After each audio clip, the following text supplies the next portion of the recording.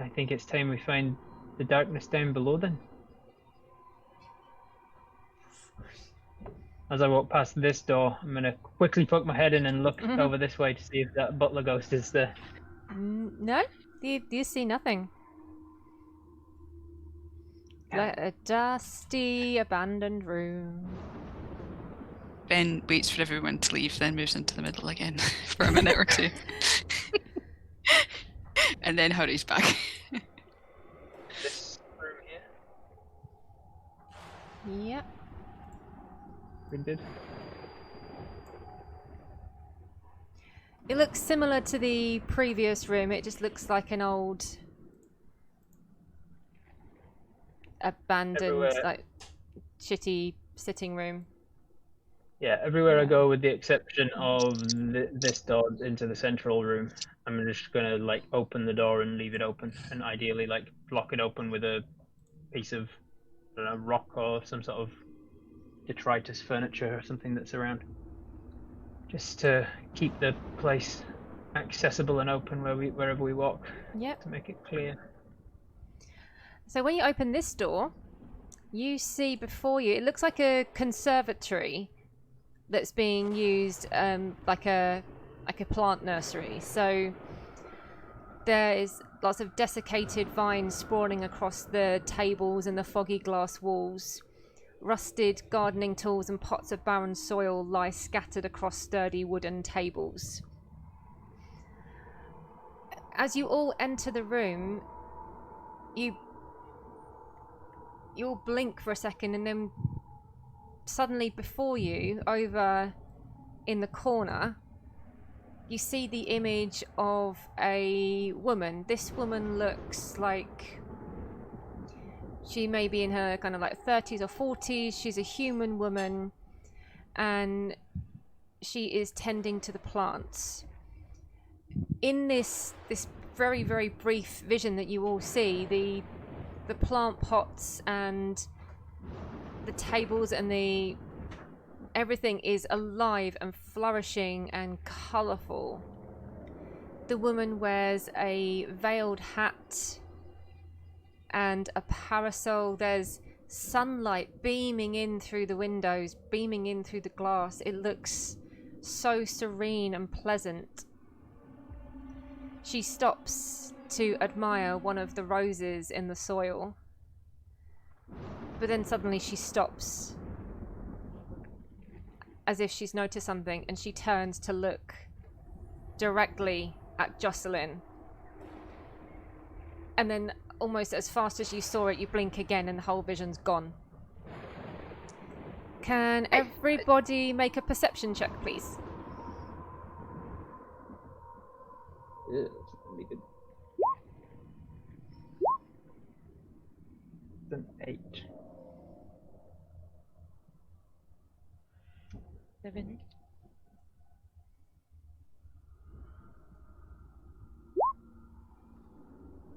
Oh wow, okay.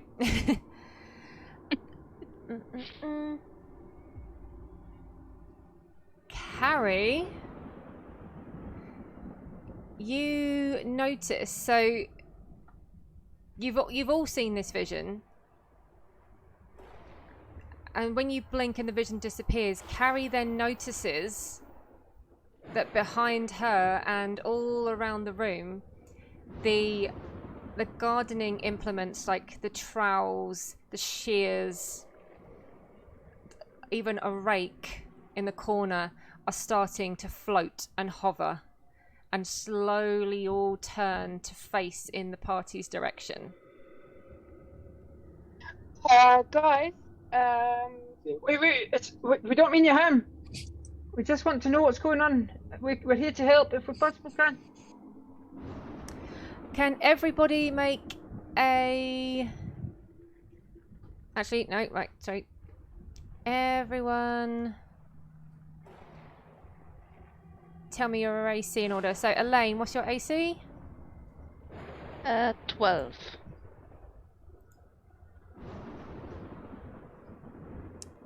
Jocelyn, what's your AC?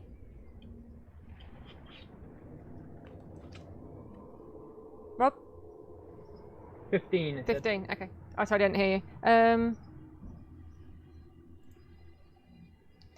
Carrie? 21? Does 21 count? 12. 21. Ibolth? 16, I think. This doesn't matter, I'm rolling. Shit. Ven? 14. Ooh, okay, because for people watching, I do have a bonus to add to that, so... Right. These gardening implements fly at you all. Suddenly, they start to slowly hover and hover and hover. If we didn't see them, they might have advantage. If that helps. Sorry, Carrie would have pointed them out just before. Yeah, Yeah. I meant to shout out, guys, there's holes. So that's fine. Elaine, Jocelyn, Carrie, and Ibolth, you notice just in time as these things fly at you to just quickly duck out the way, or they fly just kind of like just over your head or between your legs. They whisk past you. You can feel them close to your skin, but they don't actually hit you. Then Ben tries to stand in the way of them. Can you make a strength saving throw, please? Ooh.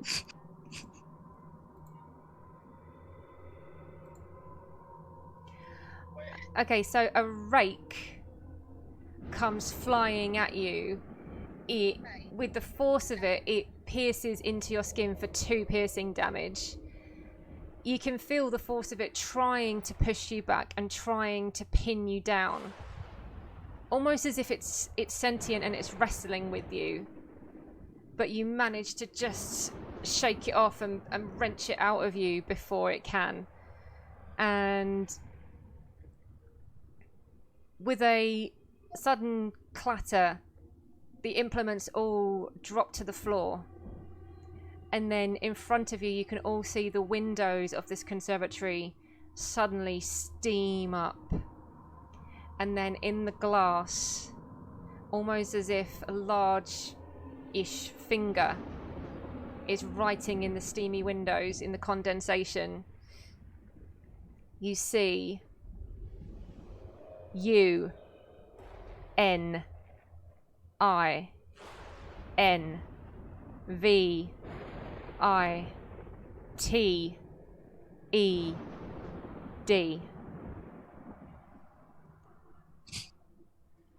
Ah, thanks. University. Elaine goes much too late. Be careful, angry ghosts. I stand on the gardening tool that flew at me and then clatter to the ground, and I just to make sure it doesn't get up again. I'm not looking at it.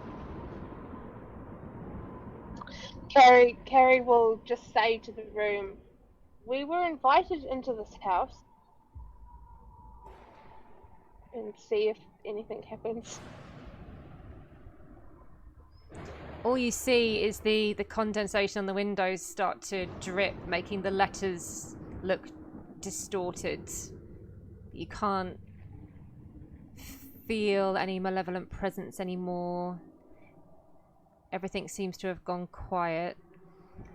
But, Carrie, what you do notice standing where you are is among all the dead plants and weeds and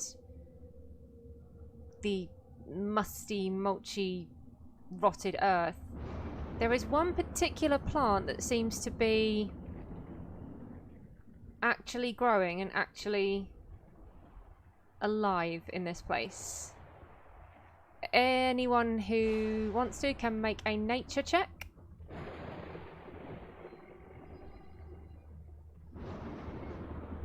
Well, ooh, look at that. Ooh. I'm not really good with plants. I'm good with humans. Same as a 5 or same as a 21? Sure.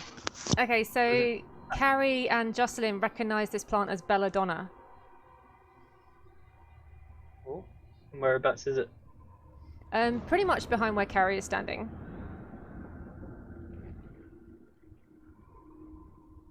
Carrie will inspect it closely and see if there's anything interesting about it other than the fact that it survived. The only thing interesting is why is it the only thing that's alive here, but even with that check, the answer to that would be more of a mystical nature. Can I move the pot? So it's basically like. What are you going to say, Fancy? Would my character with my check know that it's a poison? A small, because I know quite a lot about belladonna, but I don't know if my character does. Yeah, with a 15, you probably wouldn't recognise the plant at first, but if someone says the name, then you'd go, oh yeah, that. It's quite commonly a well-known poison. So yeah, as long as someone says what it is, you go, oh yeah, that thing, yeah. Yeah, Carrie would be like, oh, this is interesting belladonna here. I wonder why it's still alive when everything else is dead. And she'll shuffle over and pull the pot out from its spot. Careful with it. If you say it's belladonna, I know that's a poisonous plant. Be careful. Yeah. I will just hold the pot. You do know it's not poisonous by touch. It's poisonous if ingested. The berries are poisonous. Touch the plant and then touch your mouth. I'm going over to where I saw the woman briefly, when we first came in. I'm also taking the implement that threw itself at me and putting it, like tucking it down behind a pot, so that it'll have a harder time of getting out again. Ven's going to pick up the one that attacked her with like little bits of her blood on it, and she's going to hold it for the moment. Can I investigate the plant if there's any magic about it, because only one alive and all? Do you have detect magic? Do I have detect magic? I guess so. Yes, this is a very ritual girly mage. So yes, totally. Or I can totally sit down in the middle of... or you can make an Arcana check. Yeah, let's try that first before sitting down then.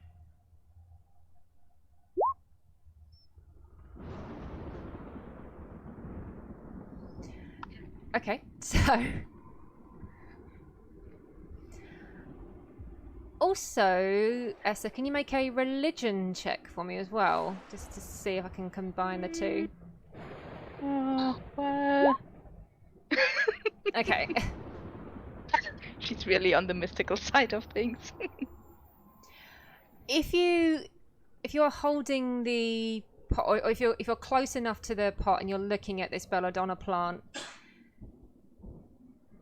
you can sense, you can almost feel, like with your magical knowledge, with the help of your spirits around you, they whisper in your ear and they say, the same magics in the good room, the same magics of protection, the same magics of Ezra. Oh, okay. I tell the others that. And Ezra? I suppose the good room is our restroom. Magics of Ezra. Well, hope What on so. earth's magic Yeah, of Ezra? I have no idea who Ezra is. Does it ring a bell for anybody else? If Elaine says the name Ezra out loud, then you can all make a religion check on that. Yeah, obviously I tell what I Completely like. missed all of that. Sorry. Ooh. That's a good roll. Carrie has heard the name of Ezra before.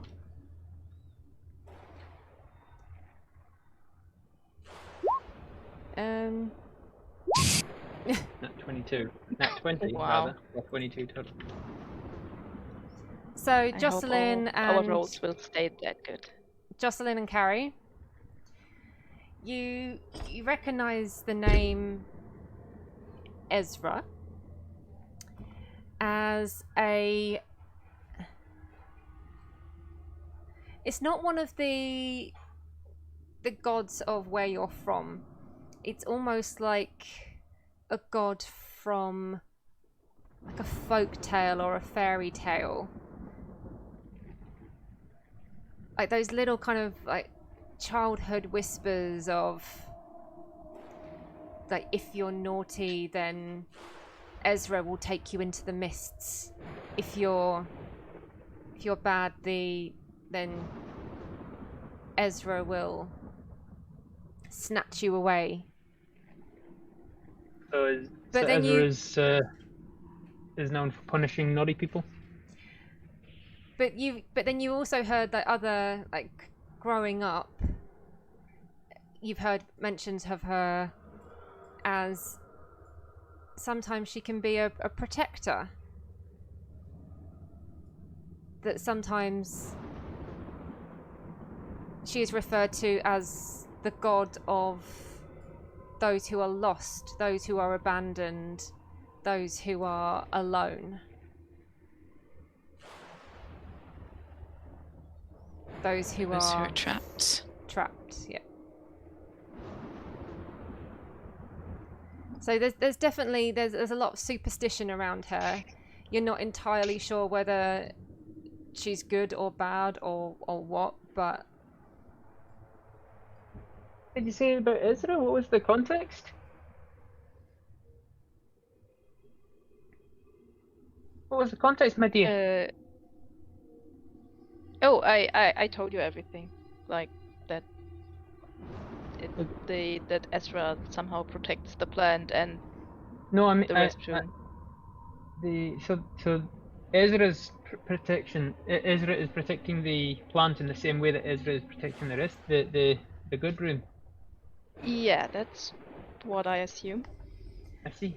Also, Carrie and Jocelyn, you vaguely remember when you have heard mention of Ezra before, you get the image in your mind of the shape of a kite shield with a sprig of belladonna emblazoned on it as a holy symbol. I think that belladonna, now you mention it, I think belladonna was Ezra's holy symbol, maybe. I don't remember so well because Bella, she was like a fairy tale god. She's not like one of the pantheon that we actually worship, where I'm from at least. But maybe she's actually real. I always sort of dismissed Ezra as sort of a folktale god, or maybe one of the old gods or something. But I'm remembering there was a childhood book about Ezra. I thought she was like she'll snatch you away if you're naughty or something. There was something about belladonna. You won't be a goner, and it was like a rhyming thing of, I can't remember what it was, but there was like definitely a picture of like a kite shield, and there was belladonna on it. It must have been, yeah, like a holy symbol like mine, and I hold up my shield with the red knight on it. Like a protection symbol? Yeah, I'm sorry, I'm bringing the limits of my mind now. It's many decades ago that I would have read this. But she obviously is protecting the belladonna because it's important to her. Perhaps also because it's poison. Maybe it's necessary for fighting the thing that needs fighting here. Jocelyn says that, Carrie nods along and picks up the pot plant and holds it. Are you saying that belladonna represents this? protection god. Is that...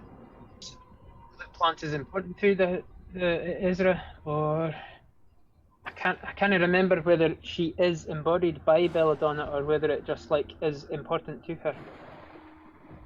And what did you say that she was a god of? Well, that's the thing. Like, I always remember Ezra from childhood stories being like, she'll snatch you away if you're naughty. She's like she'll like, maybe it's because she's protecting the good and punishing the weak, or punishing the bad. But I always remember her as like, you better do as you're told. You better eat your greens. Eat those. Finish your plate, or Ezra might take you away. Or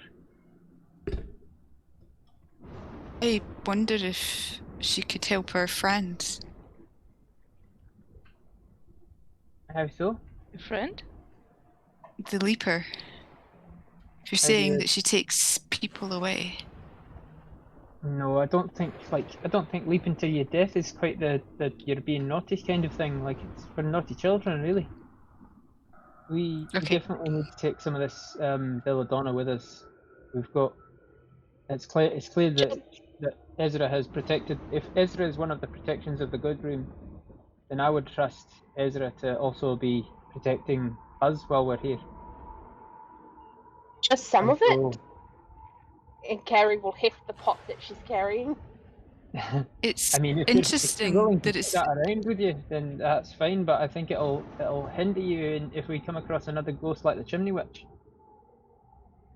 It's very true, but I'm also wondering if we damage the plant that she's taking care to look after, she might not be so happy with us. That is a perfectly valid concern. It's interesting that it's the only thing that's alive in here. Well, and also that it's contained to a pot and hasn't taken over. If it's thriving, it should have taken over the whole conservatory, and it hasn't. I imagine that there's, in the same way as the good room is a specific area of surrounded in a sea of negativity, I think perhaps Ezra's magic contains a Potsworth.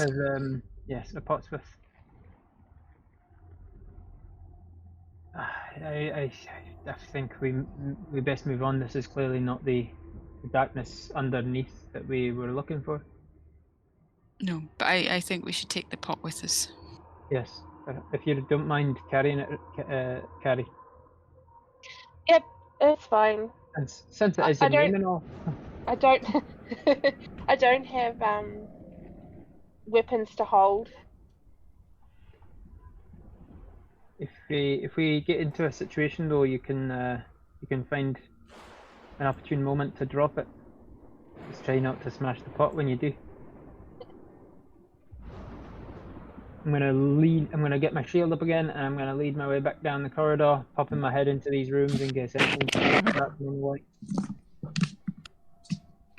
Okay, yeah, you don't. No butler friend.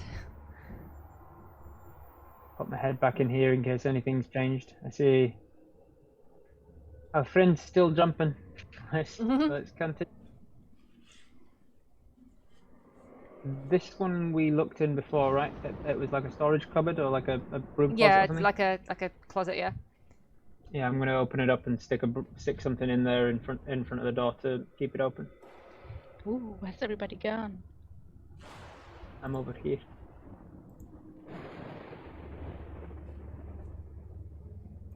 It's not that one. How about this one? I don't think we've opened this one, have we? We didn't go to the right of the house yet, did we? No. I just assume my character followed why I was not here. So it again looks like a musty, dusty sitting room with a door opposite where you came in, and then a door to the north. Here we go. This way. Walk my way through, and I walk past the flue, and I just put my head down. Don't quite put it into the fireplace, but I look up the chimney from a distance far enough away from the fire that if it suddenly burst into life, I wouldn't get near full of fire again. Yeah. It seems cold and quiet. Walk over to this door and I try and open it.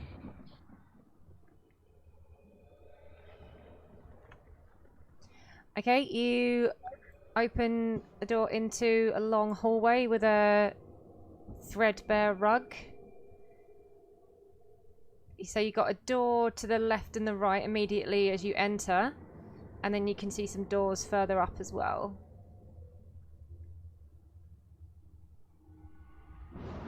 Continue on over the threadbare rug. I go to this door here and have a look at it.